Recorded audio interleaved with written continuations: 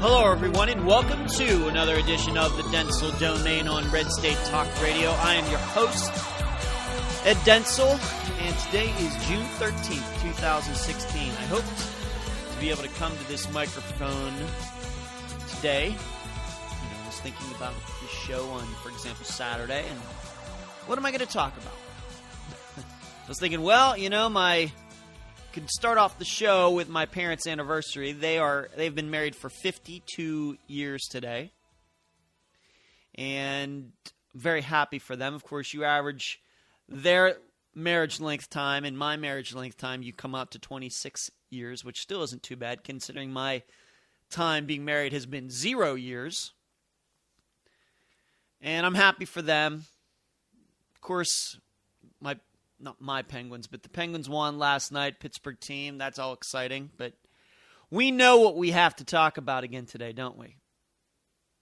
And I've told you, maybe I'm very much unlike other radio show hosts out there, that every day I hope to come to this microphone with nothing to talk about.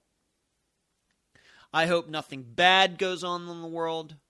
I hope I can just come to this microphone and say how great everything is in the world, not just in the United States, but elsewhere. Not just economically, but militarily, and with rights of all different kinds spreading all over the world. Conservatism spreading all over the world. Just keep it nice and fluffy and light and happy and smiles. Nothing would give me more pleasure. This show is not motivated by anger or anything like that. And in fact, that word anger pops up a lot on this show and other shows because there is so much of it out there. And I'm 45, almost 46 years old. I'm going to be 46. I can't believe it on August 1st. But I've seen a lot of anger in my life. I've had some anger in my life.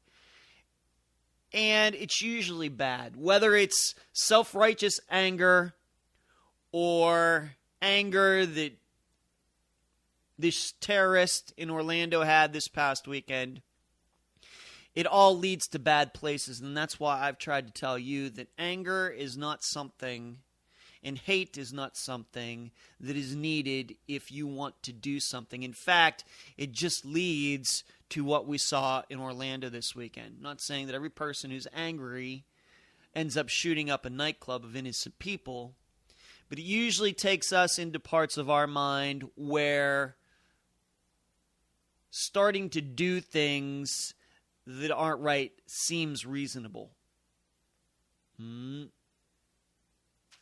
As I like to point out, that you didn't need to be angry at Hitler to want to destroy the Third Reich. You don't need to be angry at the Japanese. It gets people motivated, but Pearl Harbor, something like that. But in the end, what gets it done, what gets a job done is perseverance and planning and being skilled. And that's something that we in the United States aren't. We have a lot of people who are angry at the terrorists. You know what I know, though? A lot of those people are not going out and buying guns today. I had a very weird feeling overcome me yesterday as I was sitting here at home and I was talking to a lot of you on Twitter, and that was enjoyable for me. To see what you're saying and me saying and replying, and that was good in light of what happened. But I had this moment, and I think that I did tweet this out. I was sitting there at my desk, and my gun was sitting on my desk in its holster. I've talked a lot about my gun since I got it in February. It's a Glock 19, and you should know, for the record, that one of the guns that this terrorist had in Orlando was a Glock itself. I don't know what kind. But I was sitting there in this wave of, I don't know what you want to call it, sadness, overwhelmed me. And I thought, had one of those club goers, one of those people, whether one of the people who died or one of them who lived, had that gun, had my gun in that building that night. And I know there's a security guard, and we're going to get into all of this. We're going to get into the particulars. But had one club goer had a gun. Now, I know the laws, and we'll get into that too. Just my gun, my Glock 19, 9mm, with a 15-round magazine, with one bullet in the chamber as well, so 16 overall, could have stopped this. I'm not saying, granted, the terrorist always has the element of surprise. But once those first shots go off, if that person has a gun, if that one good person has a gun inside the venue, where he ended up being holed up for those hours and was probably killing people in the process, very much like what went down at the Bataclan in France, then all those people didn't have to die. One gun in one good person's hand inside that venue could have changed everything. Just this little old thing. My gun costs like $500 some. Nothing special about it. No special bullets except for being hollow points. No additional add-ons. No laser sight. No flashlight on it. No glow-in-the-dark sights. Nothing. It's just a good old-fashioned Glock that you can go and buy anywhere. And you can go out and shoot it. And you know, I've done some target shooting. Although I have not gone recently because I've been busy with a few other things. And I'm waiting for a friend of mine to get her gun back so we can go together. Just this gun, which is nothing but a tool. It's no different than a shovel or a screwdriver or anything else. One person inside that venue could have stopped this. But that wasn't the case. Why? Well, to get into the particulars of it, yes, they had security at that nightclub, but I would say that there was some off-duty Orlando Police Department guy who was there, man or woman. I'm just take for granted it's a man. I shouldn't do that, maybe. But a police officer for the Orlando Police Department was at security there. But what do? They post the security guy at the entrance. And this security guard did get into a fight with the terrorist. But once again, there's that element of surprise. And if one security guard isn't equipped enough and ready enough to stop one guy, I mean, why do you have security in the first place? I don't know if you exactly have plans for something like this, but you have to be a little more prepared than this, don't you? To really stop something like this, and dare I say it, stop other incidents that maybe aren't even attached to terrorism, and this one is, but something that's not, you got to have security armed inside the venue as well, so somebody can't go in there and start taking hostages.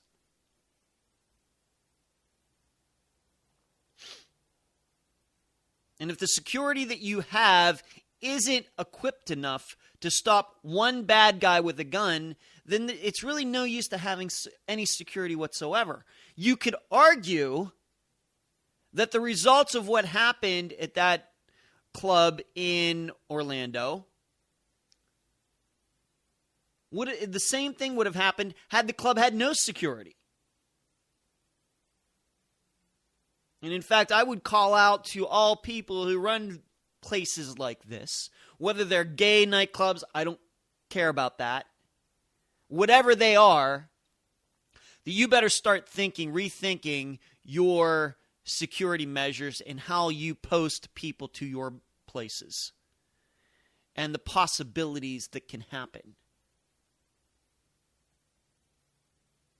Because once that terrorist got past the security at the front door, he pretty much had the entire venue to himself. Now, it sounds to me like this security guard ended up living. How is that possible? How is that possible?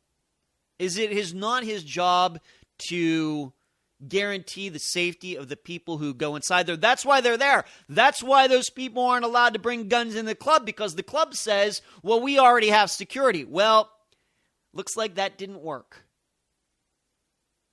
One guy with a couple guns got into that venue. If you can't stop one guy with a couple guns, then your security's not worth anything. There's a reason your guard's armed, right? Well, yeah, we're worried that somebody might. Well, looks like that wasn't enough. And I know hindsight's 20/20.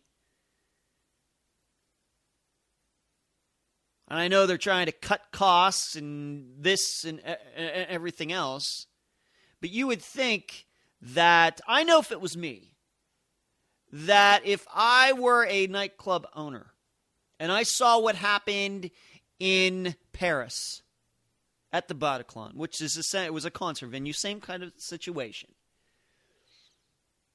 People standing in line, people going into a venue that's kind of a secure, quote-unquote, secure facility. If I was a nightclub owner in the United States and saw that happen here, I know that I would talk with my assistant managers and employees and say, maybe we got to do something different here. We have to make sure we don't get into a terrorist hostage situation like what happened at Bataclan, where you could just end up having people, keep in mind, there were over 100 people in that nightclub. It was even way more than that, I think. But there ended up being 49 murdered, and then the terrorist himself was shot and killed, so that equals the 50. One guy with a couple guns was able to keep at bay over 100 people who were unarmed. And as I pointed out on my Twitter feed, the similarity between the Bataclan and what happened in Orlando are not the gun laws. And in fact, Florida has what you could say are almost the opposite laws of the gun laws in France. France, huge anti-gun country. Anti-gun. Big time. So it's not reasonable to expect that anybody who would be going to that concert would ever have owned a gun, and they think, well, I want to go to this concert, but I know there's going to be security, and I'm going to have to leave my gun at home, which might have been the case in Orlando. The difference is, so the gun laws aren't exactly it. The difference is one terrorist who is willing to break the laws and is willing to kill people, and a bunch of unarmed citizens. And there's no law that can fix that. Either way, going more anti-gun or going more pro-gun. The only issue is these venues should let people bring guns in. If they can't guarantee these concert goers' safety, then these venues should allow people to bring guns in, or they should just board the place up.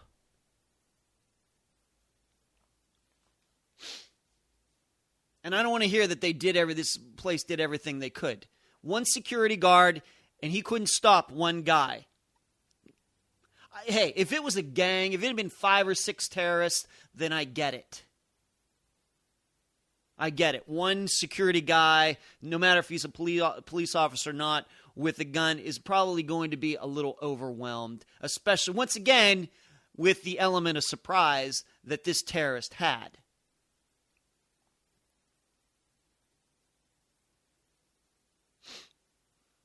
But the difference is not the gun laws between them. They're the exact same scenarios. France and the United States are different. The difference is a bunch of unarmed citizens who can't take guns where they should be allowed to. Mhm.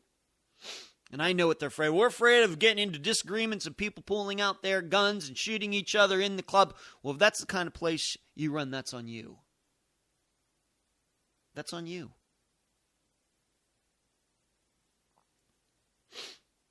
Mm-hmm. If that's the kind of people that go to your place and they get drunk and they do, that's on you. The terrorist attack is something happening outside, and you're the one, the manager, the owner, who is saying, okay, we're not going to let people into this club. Well, maybe you are, maybe you aren't. But we're going to have to start rethinking this in the United States. Security is going to have to be beefed up because there's something to be said for the police in this matter, too, that they're going to have to learn something. And that is, if they believe it is a terrorist attack, there's no amount of negotiation that's going to happen. We now know that shortly after this guy shot his way into the club, he called 911 and said he was doing it for terrorist reasons. He was motivated by ISIS. That should have been a sign that this just wasn't some ticked off ex-employee that got fired or something like that. And it should have been that the police thought this is going to end up being exactly like the Bataclan, and he's just going to walk around there and keep blowing people's heads off until we stop him. Instead, they waited 3 hours, and who knows how many people died in that time. How many hostages, how many innocent people who didn't have guns died in that time. Who knows? We know the stories of these people. I saw this one Snapchat video that a girl did just as it was starting, and you hear the guns going off in the background, and she didn't realize what was going on. You see the text from these people who are running away. They couldn't get away. They were running into a bathroom, and the one guy texts his mom saying, he's in here with us. And that guy ended up dead. Instead, what you read about is the police waiting around for 3 hours, and it seems they were more worried about their own safety, waiting for the SWAT team and the trucks and this and that, instead of worrying about there's a terrorist in there with guns and you have a bunch of people in there with no guns. What do you think's going to happen? We're afraid he might have a bomb. Well, that's not going to change. He's going to have a bomb 3 hours from now, too. And a day from now, and 10 days from now if you don't do anything. In the meantime, all he's going to do is go around and shoot people. If you're going to end it, let's just do it this way.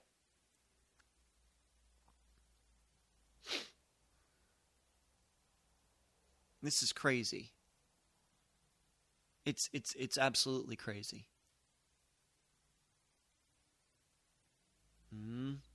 There's just a little bit too much of it feels like we're still living in the age of innocence. It's like a pre-September 11th mindset. I know some of that changed after September 11th.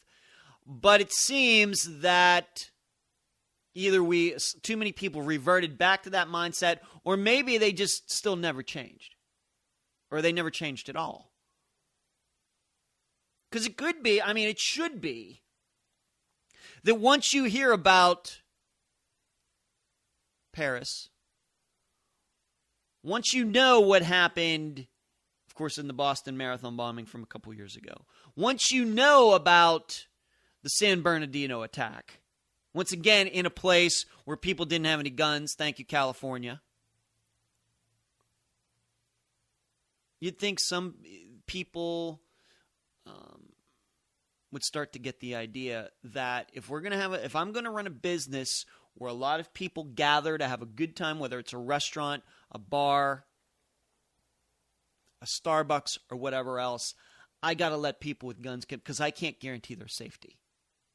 If some guy wants to come in with a gun and shoot the place up for terrorist reasons and hold hostages, then I gotta let my patrons have guns. Either that or all my employees have to carry guns. I'm gonna have to pick one.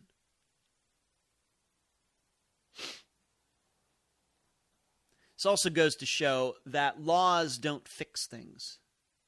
Of course, Barack Obama, many other politicians, the gun laws, the anti-gun lobby, the gun control lobby in this country, all these people who believe that laws don't fix things.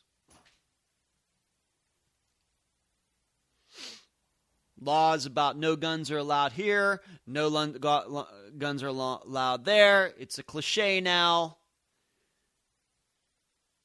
that these kinds of people attack places where they know guns are not going to be.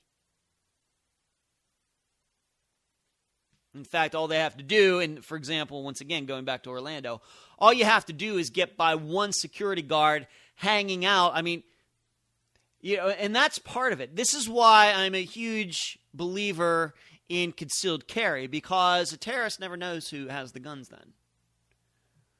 Whereas if you're standing outside and you're a security guard and you maybe got that little fake badge, now granted this was a real cop, but still, and you're carrying your gun, you know what a terrorist knows or a bad guy knows? All I have to do is take this guy out and I got it made.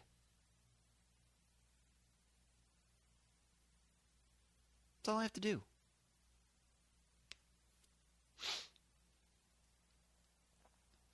So, really, and you know why those security guards are there? In case somebody gets rowdy who isn't being allowed into the club because they're not old enough or something stupid like that, a couple drunks. That's why they're there. If it were me, and I was in the security guard business, that shooting, that attack at the Bataclan in Paris, France, would be on my mind all the time. All the time. Now, if the store owner, the business owner wants me to stand outside, I don't know what I can do about that. Seems to me it would be kind of setting me up for getting shot.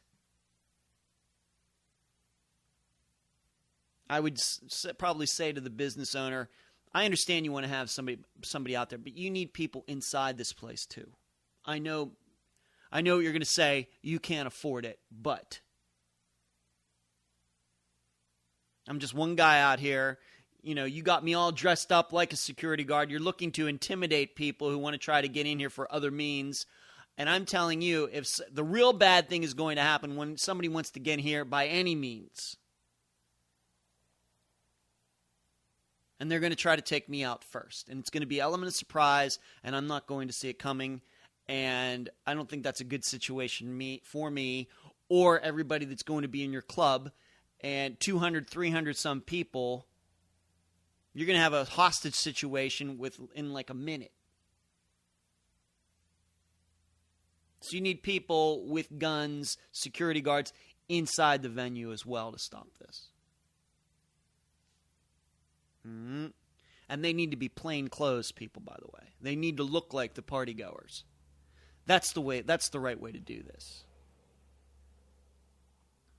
So the police, they're going to have to start rethinking their plans regarding all of this. And this is something that, unfortunately, I brought up for a while regarding police. With all this equipment that they're getting over the years from the military and the militarization of police forces, it seems like they want to use them too much, and really the reason they want to use them to protect themselves. Doesn't matter that there's a bunch of innocent people with no guns dying inside a building. No, we have to wait for the armored cars to show up. This reminds me of like Die Hard.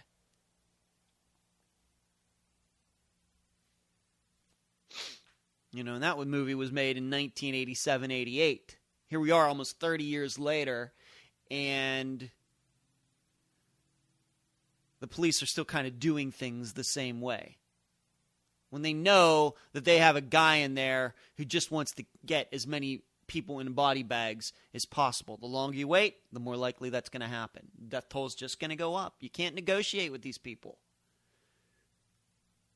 If the police are trying to play that game, they're no different than our president in the United States who's tried to deal with these people, negotiate with them, and give them all that they wanted. You don't get anything back in return. You only make the situation worse. So if it's me, and I show up as a policeman landed in a dream world.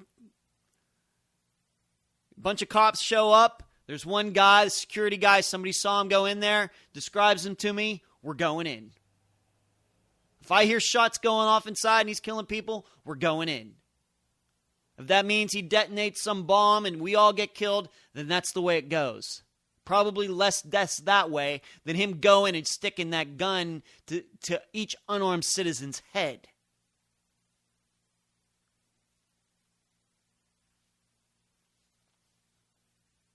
So there's that. That's the way I would look at it.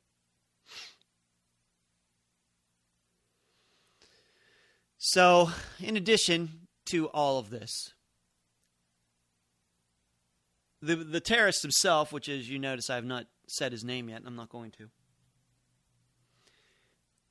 He was an American citizen.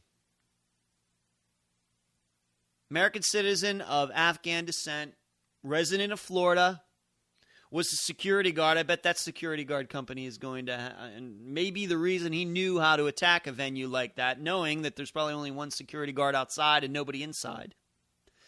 But that security guard company is going to have a lot to answer to, right? He was also a concealed carry holder, license holder, just like I am in the state of Florida. His license was posted. You can get that information online. Was posted, and his license was due to expire in 2017, which means he got his license in 2010. And that's interesting because the FBI was actually suspicious of this guy in 2013, 2014. He'd been connected to a couple radical imams. The guy had no criminal record that we know of, at least not in Florida, I guess. It's the only way you can get a concealed carry permit in Florida. For example, when I got mine, you got to fill out all this paperwork, and you have to wait. And if you have any felonies or anything like that, you can't get one. But here he was being investigated by the FBI in 2013, 2014. And they closed the book on him. But at that time, it doesn't seem that his gun license to own a gun or his concealed carry, you don't need a license to own a gun in Florida, but to have his concealed carry license was ever suspended. So let me get this right. A guy who maybe has made a couple threats toward his ex-wife but has never hit her or anything, that kind of guy can have his concealed carry permit and taken away or his ownership of guns restricted in Florida. On the other hand, a guy who was investigated by the FBI for terrorist connections can continue to keep his guns and his concealed carry permit. This is why, people, I tried to tell you, the government can't fix this stuff. You want to put government in charge of your security.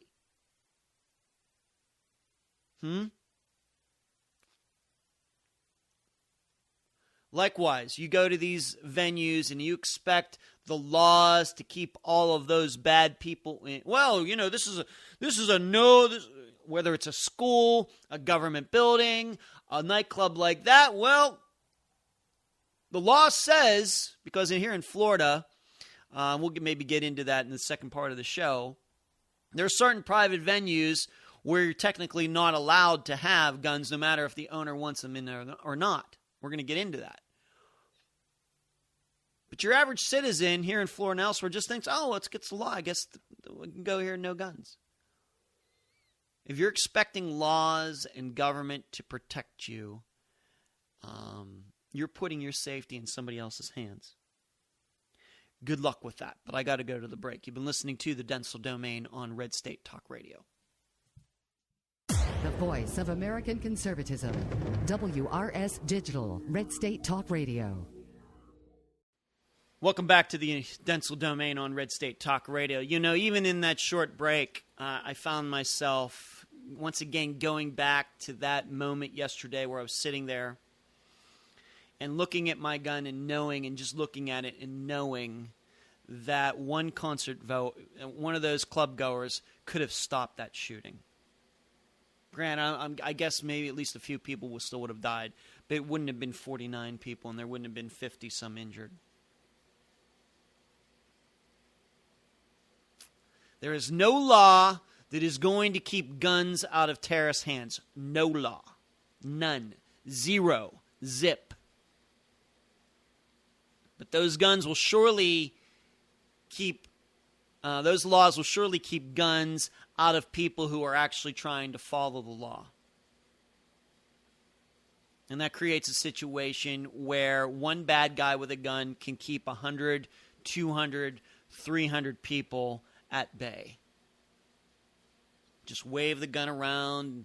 It never goes through any one of these people's heads. Well, you know what? How many bullets can he have in that clip? There are more people than bullets he probably has. All we need to rush him. Well, everybody's thinking, yeah, but I'm the one I don't want to get shot. I don't want to get shot. And that's the exact reason why, and I've told you, if you haven't gotten a gun yet, I don't know what to tell you. I don't know what to tell you. I'd also say, if you're going to places where they don't allow guns inside, don't go. Don't go. Or carry your guns inside if it's a place that they say not to. I was going to bring this up before the break. There is a law in Florida about guns in certain kinds of private establishments. If the place's business is more than 50% alcohol related, so bars that just serve a little bit of food, then you're not allowed to take your gun in there. Why? Because they're afraid a bunch of people are going to get drunk and start waving their guns around. Well, you know what? People can get drunk anywhere. And if I was the Florida legislature, I'd be repealing that thing right now, today. But truth be known, and as you can realize, being that I don't drink, I don't go to many venues like that. Most of the places I go serve food mostly, or don't serve alcohol at all. For example, Starbucks, and I know Starbucks ideas toward gun ownership. I don't care. If I go to Starbucks, my gun is with me. But but I can tell you, if in the near future I go to one of those places like that, the gun's coming with me. And if that means I get kicked out or something, that's the way it goes. Because as I've told you, once you become a gun owner, a responsible gun owner, it puts you in a position where you don't want to be known as the gun owner who didn't take his gun somewhere and then something bad happened. And yeah, Ed got killed because he left his gun at home. I don't want to be that guy. I don't want to be it. For those people who haven't become gun owners yet, you don't know quite what that feeling's like. But hopefully when you do become a gun owner, you'll know what I'm talking about. In fact, I'll tell you, for the record, where I took my gun class back in January, February, the people who were running the class just openly admitted that they just blow those laws off. They're going to conceal carry my weapon.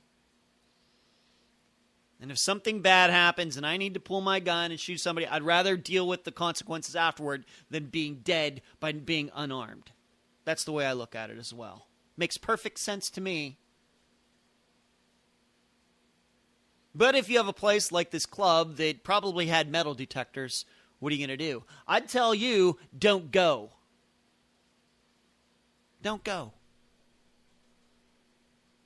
And the sooner these owners of these places figure out that it's better for their people to own guns than their people to not own guns, to not bring guns in, maybe they'll learn. Maybe they'll go out of business and then they'll finally figure it out. No matter what the law says or not. Now there's another aspect to this. And it goes to the victims themselves. And this is not in an effort to blame the victim, but I just want to point something out to all of you who don't own guns, who are afraid of guns. And I'm going to be honest with you. As you know, I'm very honest with you about all of this, about anything. If I can't be honest about a topic on this show, I don't talk about it. There was a time in my life not so long ago where I was afraid of guns. All right? Just to be in the presence of one gave me the willies a little bit. I'll be honest with you.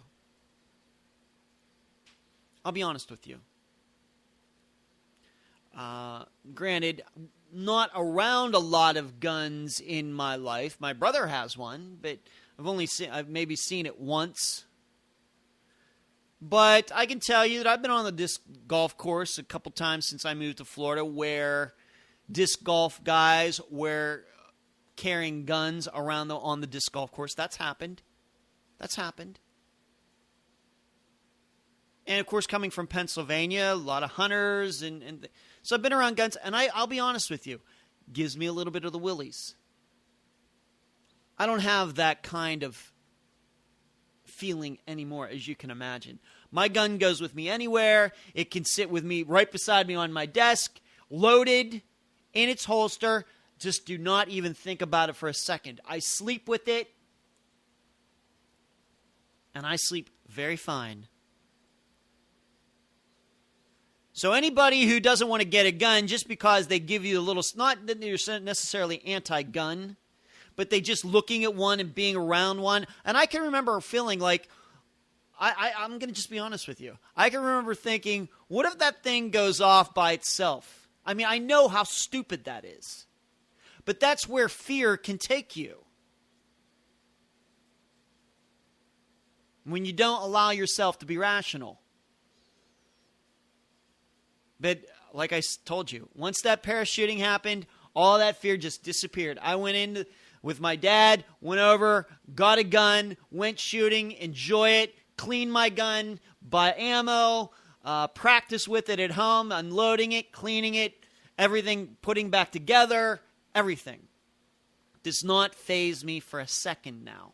That's how easily you can get over it. For those of you who are pro-gun, but still there's some irrational fear you have about guns. But getting to the people who died this weekend, and given that, let's put it this way, most of them were Hispanic, and I'm going to say a lot of them were gay. That's a demographic that's probably going to go toward the anti-gun crowd. Just going to guess. All right? I don't know how many of those people who were murdered on Sunday morning were gun owners who had to leave their guns at home because they knew they were going to a place where guns couldn't be brought inside. I'm going to say the number of those types of people there were very, very few. In fact, I'm going to say that there were probably quite a few who didn't like, if they knew about politics and guns and what the concealed carry laws are here in Florida, a majority of them probably don't like them, thinking that guns are the problem and bad people aren't the problem. But here's what I know. Once that terrorist showed up and started going through that building, and everybody's cowering behind chairs and tables and running into the bathroom and running behind the bar and everything, what do they wish? They don't wish that this guy wasn't bad. They wish that they had a gun. But by that time, you know what, people? It's too late. Once you start texting your mother that the guy, this terrorist, is in the room with you, he's here and everything, it's too late to change your political leanings and your ideas about self-defense. It's too late. You are then at the mercy of the bad guy. And good luck with that. And see, I think that that's the reason that, once again, so many people in the United States continue to be anti-gun. It's not that they necessarily hate guns. It's just they think it's not going to happen to me.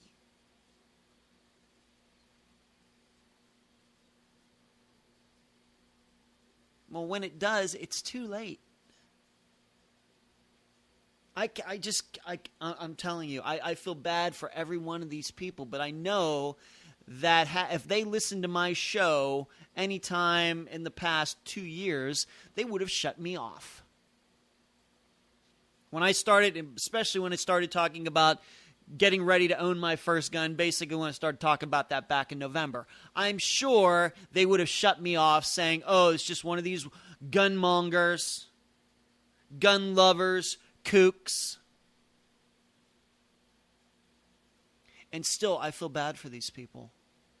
I can't imagine what was going through their heads as they finally realized, oh yeah, gun laws don't keep guns out of people's hands, and I need a gun because there are people out there who are going to get guns by any means necessarily, whether this guy should have had his guns or not. It's the person that causes the violence, not the gun. I have to defend myself, and now it's too dang late. Do not put yourself in that position, people, because there's nothing that's going to save you. At that point, and I don't mean to get, God isn't going to save you at that point. All right? Grant, I guess there are a couple stories from the Paris shooting where a guy ran up to a couple women who were at some cafe and they were hiding under a table, and he went up and he stuck the gun to the one woman's head and it jammed and he couldn't unjam it. Yes, I guess God was with her, if you want to think of it that way. But do you really want to put your life in the hands of a gun jam, hoping that that happens instead? Do you really want to do that?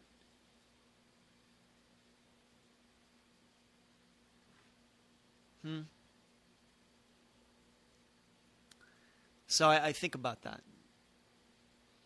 I think about how these people probably were not pro-gun, but it's funny how people's opinions can change when their own lives are threatened. They're going to be looking for the first gun available. And that's why I continue to say that liberals aren't necessarily anti-gun. They just don't want certain types of people to have them. You know who they don't want to have them? All the people who currently have guns. That's the case. There were the stories from the LA riots in the early 90s. Remember that? You're too young to remember that. All those celebrities who were anti-gun, where did they run? They all went to Charlton Heston's house. Why? In Beverly Hills. Why? Because he was an NRA member and had more guns he owned more guns probably than the rest of those celebrities combined. They love guns when it means when it means they have to defend themselves. For the average person who can have iron gates and moats and electrified fences and bodyguards and live, as secluded or anything, it's a little bit different.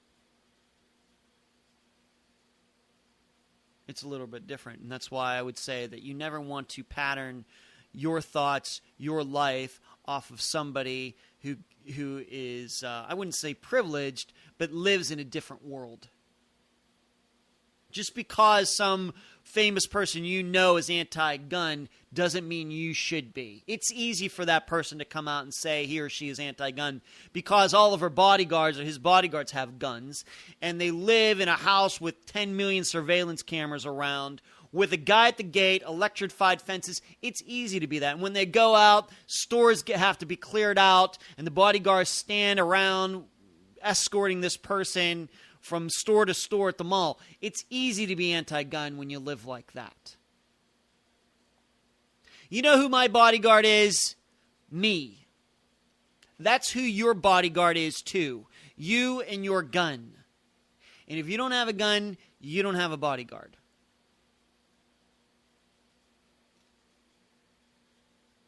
You don't have one. Now, as far as the media goes, it was oh man, I was watching Fox News, and they were talking, they had some idiot get on there, and it is amazing. You see, a year ago, I would have never realized this, would have never recognized this. But being over the last 6 months, that I've watched mainly, probably every gun video that there is on YouTube, any popular one, I should say, not just about handguns, shotguns, rifles, AR-15s, AK-47s. I've watched them all. The Tavor, that Og Steyr gun that's kind of weird looking. I always think of it when I think of Die Hard. That the one guy had one. I've watched them all. And you get some idiot on Fox News talking about how an AR-15 can rattle off like 100 rounds in 10 seconds. No, it can't. All of those quote-unquote assault rifles, they're all no different than my Glock 19. They're not automatic. They're semi-automatic. Automatic guns have been illegal for civilian possession since the 1980s, unless they've been illegally converted. And in fact, even when you hear from that girl's Snapchat video in there, you hear that's not automatic gunfire. That's some guy just pulling the trigger over and over again. One pig trigger pull, one bullet. That's it. From an AR-15, from any of these guns that anybody can buy on the market.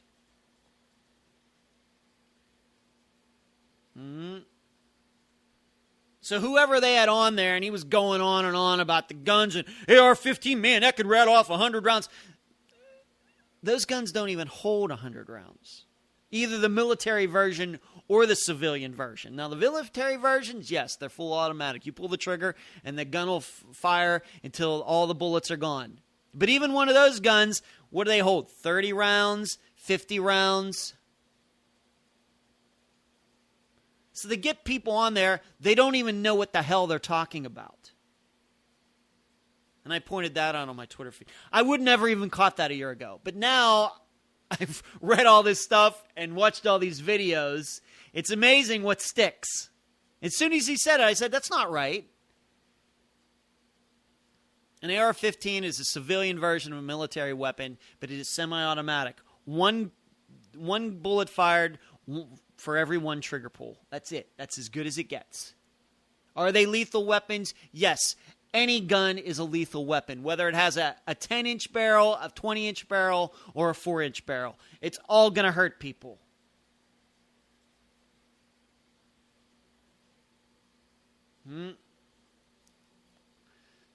So you get, then there's that side of it. All these people going, they'll put anybody on these shows. Once again, I don't know why any of you watch any of it. Why I just was trying to watch Fox News to get up-to-date material on what was going on, and it was on the edge of what I couldn't stand.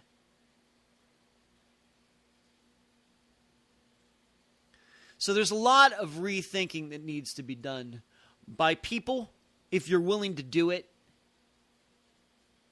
by police, that you can't wait around 3 hours for a siege. In that time, just a lot of people are going to die. It seems to me you're worrying more about your own safety than the safety of the hostages. People who own these venues, they're going to have to rethink what their security is. Once again, I would suggest that you have undercover security in the venue instead of posting it at the door. Lawmakers,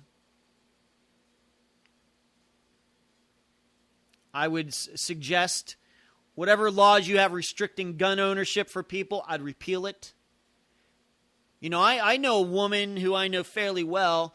She can't own a gun because she has a felony from like 6, 7, 8 years ago. So she's just this woman out there just because of one felony can't own a gun. I realize that there are certain felonies where people shouldn't own guns, I guess, but she's not a career criminal. It was a mistake in her life. Mistake. But she now has to walk around, live here in Florida. She's at the mercy of any rapist, any murderer, any serial killer. I would rethink that at least a little bit. And I would also say for you people who are gun owners, if you can't take your gun inside the building and keep it on you at all times, don't go. These places that want to restrict your gun ownership, whether they have signs posted or they have metal detectors, let those places go out of business. Let them. Because those kinds of places are going to get people killed. You know why? Because the terrorists aren't stupid.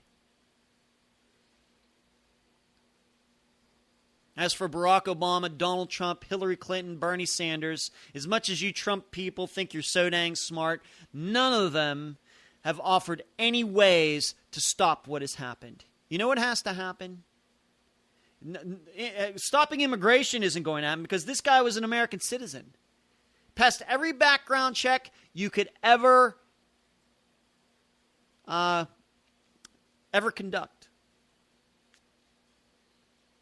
But we have to start understanding that freedom of religion does not mean freedom for violence. Freedom to speech and teach violence, which is what is going on in many of these mosques in the United States.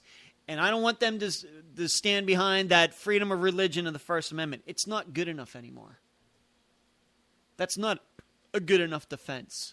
Just like if there was some religion in the United States that believed we had to sacrifice virgins to stop a volcano. You know what? Those religions aren't legal, despite what some people may believe. That it actually works.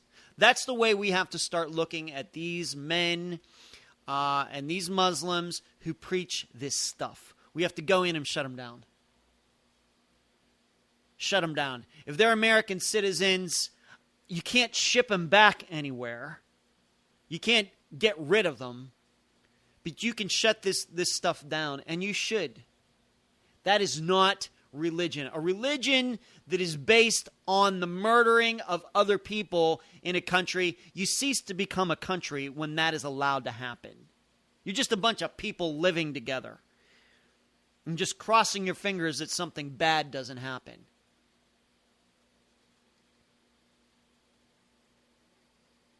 But why don't we do that? It's not because of conservatives.